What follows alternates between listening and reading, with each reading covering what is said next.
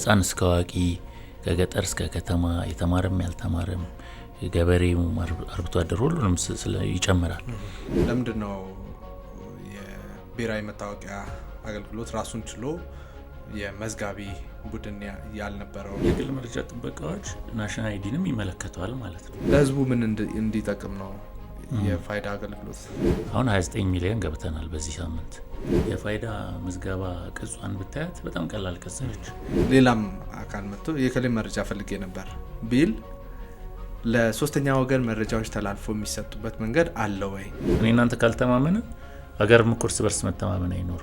በኢትዮጵያ ብቻ የሚያበቃ ጉዳይ አይመስለኝም ይሄ የኢንቴግሬሽኑ ወይም ደግሞ ውህደቱ። ግለሰብ ግን ተጠያቂነት እንዳለበት ካወቀ ሳር መርገጥ ክልክል ከሆነ ሳር አይረግጥም ማለት ነው።